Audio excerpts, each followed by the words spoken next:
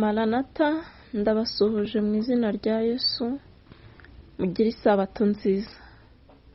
Turakomeje kwiga igitabo Urugo rwa Gikristo. Uyu munsi tugiye gusubukura igice cya 72 kitubwira gucumbikira abashyitsi. Umugabane wacyo wa kabiri ari nawo uradusoreza iki gice. Kadusenga Imana. Data mwiza udukunda, icyubahiro ni kibi cyawe. Ijambo ryawe ritubwira ko bamwe bacumbikiye abashyitsi bacumbikira abamarayika batabizi. Ayo mahirwe natwe ni ayacu. Reka utubashishe gukora ibyiza mu izina rya Yesu. Amen. Umugabane wa kabiri turawuhera ku ipaje ya 435. Aha tubwira ngo ni bande gucumbikira abashyitsi bikwiriye kugarukiraho. Umuhanuzi aravuga ati, imibanire yacu n'abandi ntikwiriye gukurikiza amategeko y'imigenzereze y'ab'isi, ahubwo ikwiriye kugengwa n'umwuka wa Kristo n'inyigisho zo mu ijambo rye. Mu minsi mikuru yose y'Abisirayeli batumiraga umukene, umunyamahanga n'umulewi wafashaga umutambyi mu buturo bwera, kandi akagira n'inshingano yo kuba umwigisha w'iby'idini n'umumisiyoneri. Bene abo nibo bafatwaga ko ari abashyitsi b'ubwoko bw'Imana, kugira ngo bujye bubakira mu bihe byose by'ibirori bisanzwe cyangwa se iby'idini, kandi bakaba baragombaga kwitabwaho cyane igihe barwaye cyangwa se bari mu mage. Abameze nk'abo nibo dukwiriye kwakira mu miryango yacu. Mbega ukuntu kwakira bene ubwo buryo, mbega ukuntu kwakirwa bene ubwo buryo kwakora byinshi mu gutera umwete no gukomeza umuforomo cyangwa umuforomokazi w'umubwirizabutumwa cyangwa umurezi, umubyeyi w'umugore ufite ibibazo bimuremereye kandi ukora cyane, cyangwa se umunyantege nke n'ugeze mu zabukuru.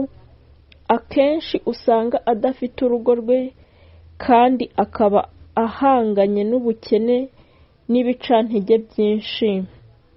Yesu aravuga ati, nurarika abantu ngo musangire ku manywa cyangwa nijoro, ntukararike inshuti zawe cyangwa bene so cyangwa bene wanyu cyangwa abaturanyi b'abatunzi, batazakurarika nawe bakakwitura. Ahubwo nurarika utumire abakene n'ibirema n'abacumbagira n'impumyi, nibwo uzahirwa, kuko bo badafite ibyo bakwitura, ahubwo uziturwa abakiranutsi bazutse.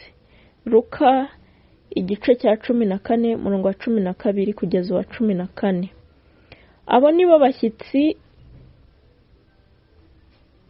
batakubera umutwaro ukomeye mu kubakira. Ntibizagusaba gukoresha ibintu by'ikirenga biguhenze. Ntuzakenera gukorana umuhati mwinshi. Kubakirana ubwuzu, kwicarana nabo mukikije umuriro mwota, kwicara ku meza no kubaha amahirwe yo gusangira umugisha w'isaha yo gusenga, kuri benshi muri bo byaba nko kurabukwa ijuru. Impuhwe zacu zikwiriye gusesekara zikarenga imipaka y'inarijye n'insika z'amazu yacu. Hari amahirwe y'agatangaza agenewe abantu bazatuma ingo zabo ziba umugisha ku bandi. Impinduka zikorwa zinyuze mu mibanire y'abantu. Ni imbaraga itangaje. Ntitubasha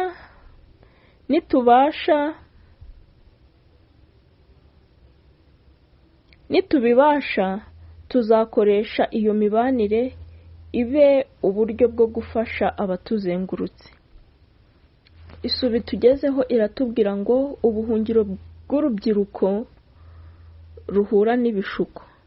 Ingo zacu zikwiriye kuba ubuhungiro bw'urubyiruko ruhura n'ibishuko. Abasore benshi bari mu mayira abiri y'inzira. Imbaraga yose ibasha kubahindura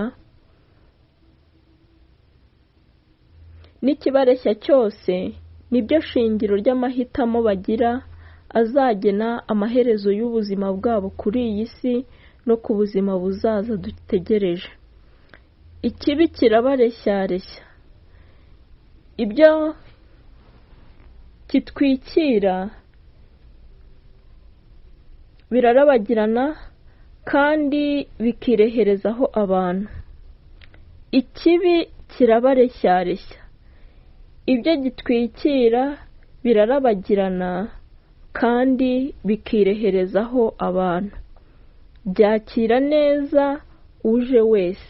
Ahatuzengurutse hari abasore batagira imiryango babamo, hakaba kandi n'abandi benshi bafite imiryango itarangwamo imbaraga yo kubafasha kandi ibazamura mu bitekerezo, bityo urubyiruko rukarohama mu bibi. Bene abo bari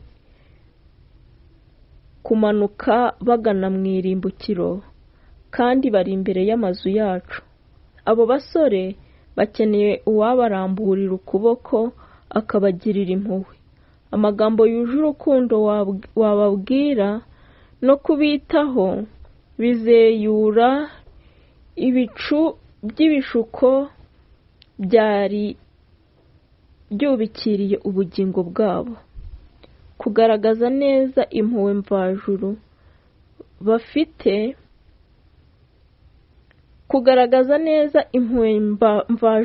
bifite ububasha bwo gukingura urugi rw'imitima ikeneye impumuro nziza y'amagambo asa n'aya Kristo ndetse no gukorwaho koroheje k'umwuka w'urukundo rwa Kristo. Iyaba twagaragazaga kwita ku rubyiruko tukarutumira mu ngo zacu maze tukarukikiza ibirutera ubutwari kandi birufasha, byatuma hari abasore n'inkumi benshi biyemeza kuyoboka inzira igana mu ijuru bishimye. Reka dukomereze ku isubi tubwira ngo sigasira imibereho y'umuryango yoroheje. Igihe abashyitsi baje iwanyu nk'uko akenshi ariko bizajya bigenda, ntibakwiriye kwemererwa gutwara igihe cyose cya nyina w'abana ngo abiteho.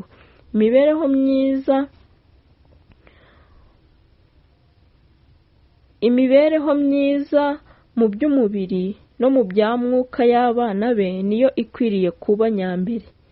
Ntiyari akwiriye gutwara igihe ateka utugati turimo ibintu by'amoko menshi, imigati minini n'ibindi byo kurya bidatera abantu kugira amagara mazima. Ibyo bitwara amafaranga atarateganyijwe kandi abantu benshi ntibabasha kuyabona. Ahubwo urugero baba batanze ruba rurimo ikibi gikabije. Gerageza kubumbatira imibereho y'umuryango yoroheje. Ntukagerageze kwerekana ko ushoboye kubaho mu buryo burenze amikoro yawe. Ntukagerageze kugaragaza uko utari, haba mu buryo utegura ibiribwa cyangwa se mu myitwarire yawe muri rusange. Nubwo ukwiriye kwakira abashyitsi neza kandi ukabatera kumva bisanzuye iwanyu, ukwiriye guhora wibuka ko uri umwigisha w'abana bato Imana yaguhaye. Bitegereza ibyo ukora byose, bityo rero nta migirire yawe n'imwe ikwiriye kubayobya. Jya wifata imbere y'abashyitsi bawe nk'uko usanzwe wifata mu muryango wawe buri munsi. Muri ubu buryo ubishimiye, ubitayeho kandi ugaragaza urugwiro. Muri ubu buryo abantu bose bashobora kuba abigisha abandi kandi bakaba ibyitegererezo by'imirimo myiza, berekana ko hari ikintu cy'ingenzi kiruta guhoza ibitekerezo ku byo bazarya n'ibyo bazanywa ndetse n'ibyo bazambara. Isubi tugezeho iratubwira ngo bumbatira umwuka w'amahoro no gutuza. Twarushaho kunezerwa no kuba ingirakamaro mu mibereho yo mu miryango yacu no mu mibanire yacu n'abandi, turamutse tuyoborwa n'umwuka wa Kristo w'ubugwaneza no kwiyoroshya, aho kugira ngo twivune dushaka kwiyerekana kugira ngo abashyitsi badutangarire cyangwa bifuze kubaho nkatwe, ahubwo dukwiriye gushishikarira gutuma abadukikije bose banezezwa n'ibyishimo, impuhwe n'urukundo byacu. Ni mutyo abashyitsi bajye babona ko duhirimbanira gukurikiza ubushake bwa Kristo, nubwo twaba tubaho mu buryo bucishije bugufi. Ni mutyo abashyitsi bajye batubonamo umwuka n'umunezero no gushima. Umwuka nyawo uranga urugo rwa Kristo, umwuka nyawo uranga urugo rwa gikristo by'ukuri ni umwuka w'amahoro n'umutuzo. Bene urwo rugero ntiruzabura gutanga umusaruro. Isubi tugezeho iratubwira ngo amafaranga dukoresha yandikwa mu ijuru. Kristo yandika amafaranga yose dutanga twakira abashyitsi ku bw'icyubahiro cye. Atanga igikenewe cyose kugira ngo uyu murimo ukorwe. Abakira bene se ku bwa Kristo bagakora ibishoboka byose kugira ngo urwo ruzinduko rubabere ingirakamaro, haba ku bashyitsi no kuri bo ubwabo. Bene abo bandikwa mu ijuru ko bakwiriye guhabwa imigisha idasanzwe. Mu mibereho ya Kristo ubwe yigishije isomo ryo kwakira abashyitsi igihe yari iruhande rw'inyanja akikijwe n'imbaga y'abantu bari bashonje. Ntabwo yabasezereye atabanje kubahembura.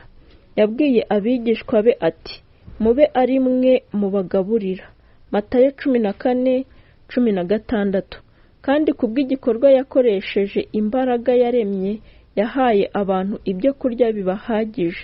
Nyamara yabahaye ibyo kurya byoroheje, nta na kimwe cyari gihenze. Uwari ufite ubutunzi bwose bwo mu ijuru mu biganza bye yashoboraga gushyira imbere y'abo bantu ibyo kurya bya gikire, ariko yahisemo kubagaburira ibyari bihagije byabamara inzara.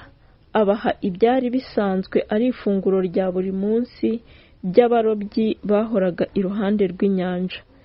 Iyaba muri iki gihe abantu bari bafite imico yo kwiyoroshya, bakabaho bakurikije amategeko agenga ibyaremwe, haboneka ibyo kurya bihagije kumara ubukene bw'umuryango wa muntu. Habaho ibintu bike cyane abantu bibwira ko bakeneye, kandi hakabaho n'amahirwe asumbyeho yo gukora ibijyanye n'ubushake bw'Imana. Ubukene ntibukwiriye kutubuza kwerekana umwuka wo kwakira abashyitsi. Tugomba gusangira ibyo dufite. Hariho abantu babona ibibatunga bibaruhije cyane, kandi usanga bafite ibibazo bibakomereye byo guhuza umutungo binjiza n'ibyo baba bakeneye. Ariko bakunda Yesu mu ishusho y'abera be, kandi baba biteguye kwakira abizera n'abatizera, bakagerageza gukora icyatuma uruzinduko rwabo mu rugo rwabo rubabera inyungu. Abashyitsi bakirwa ku meza y'umuryango no mu gicaniro cyawo. Igihe cyo gusenga kigira ishusho gisiga mu bantu bakiriwe muri uwo muryango, ndetse no gusura umuryango inshuro imwe gusa bishobora gukiza ubugingo bw'umuntu bikamurokora urupfu. Kubera uwo murimo Uwiteka arabizirikana akavuga ati, nzabimwitura. Reka umugabane wa kabiri tuwusoreze ku ngingo itubwira ngo mukangukire kudapfusha ubusa amahirwe mugira. Bene data na bashiki banjye, nimukanguke, ntimugatinye gukora imirimo myiza. twoye gucogora gukora neza, kuko igihe nigisohora tuzasarura nitutagwa isari. Abagalatiya 6:9. Ntimugategereze ko bababwira inshingano yanyu, nimubumbure amaso yanyu maze murebe ababakikije, mumenye abantu batagira kivurira, imbabare n'abakene. Ntimukabirengagize